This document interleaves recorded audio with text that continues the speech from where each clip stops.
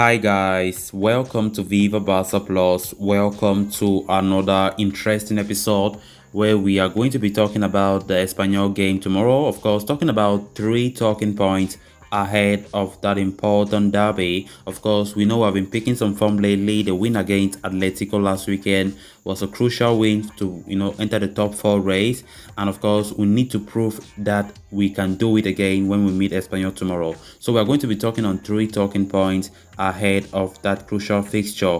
So guys, as we get right into it, please make sure to subscribe to this channel if you haven't. If you're a Barcelona supporter, give this video a like and make sure to watch the video right up to the very end. Witnessing an occasional breathtaking performance is a common occurrence in Barcelona. Though the team have had their ups and downs, as we all know, there has always been a constant proportion of solid displays along the way. The issue, however, has been the lack of consistency. After every high, the side have fallen into deep drought in subsequent games. On Sunday, Barcelona humbled and tore apart Atletico Madrid in front of a full Camp Nou.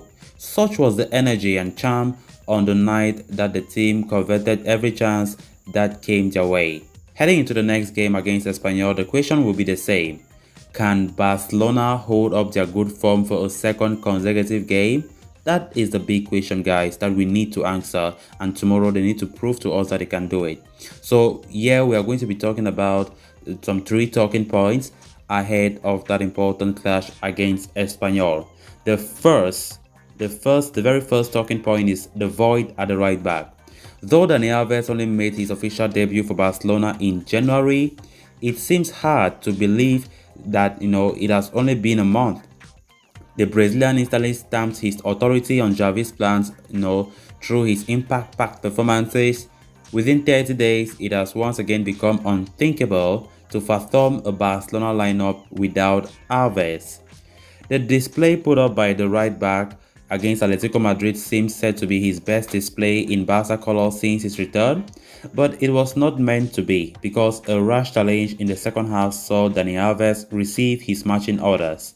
The two-game ban stands despite being challenged, and Alves will miss the derby at the weekend. So manager Xavi Hernandez has two options on his hands at this point. The first is either he trusts Sergio Dest, to start that game, or he reverts to a 3-5-2 formation. Dest has not been an appealing option to Xavi so far, as we all know, but the circumstances may force Xavi to consider Sergio Dest once again. Moreover, one must remember that the coach's instant reaction to Alves' sending off was bringing on Dest as a substitute. So if that is anything to go by, we could expect to see Sergio Dest given a chance to impress. The other option would be to revert to a 3 centre-back formation. Eric Garcia is set to return for the derby and could join Gerard Piqué and Ronald Araujo to fortify that Barcelona goal, with Adama Traoré and Jordi Alba playing the role of fullbacks. Then the second important talking point is the right wing spell. Of course, to return to the Camp Nou and produce an ovation-worthy performance in your first is no mean feat at all, to be honest. Many of the world's biggest names have failed to do what Traoré managed against Atletico Madrid on their debut, and of course the Spaniard has earned a second successive start. Part of the season for the wingers' blistering display on the night was Xavi's tactics. The manager came up with a blueprint that asked Alves to play as an inverted winger. The role reversal saw Traoré stretch the field of play and drag out defenders, thereby clearing space for Alves to drift centrally and contribute to that build-up. So the same formula cannot be repeated on Sunday because of the absence of Dani Alves. Sergio Dest lacks that experience, and positioning sense to play as an inverted fullback, which could force Traoré to take up the role of drifting inwards. So it remains to be seen if Adama Traoré can pull off a similar impact in a contrasting role. Once again, this problem can be partially resolved by eliminating the need for a right back. The 3-5-2 option is very tempting to consider, but one must not forget that it comes with its own set of drawbacks, right? Then the third and final talking point of that game, is touching distance of the top 3 in La Liga. As hard as it may seem to believe, Barcelona have it in their hands to finish the match day as the third place side in La Liga. Real Betis dropped points against Villarreal last week, opening the door for Barcelona. A win on Sunday will take Barcelona to 41 points, 1 point ahead of Betis and 9 points ahead behind second place Sevilla. However, one must remember that Sevilla have played an extra game. Barcelona's winter signings seem to have adapted well to the team and will give them an edge for the second half of the season.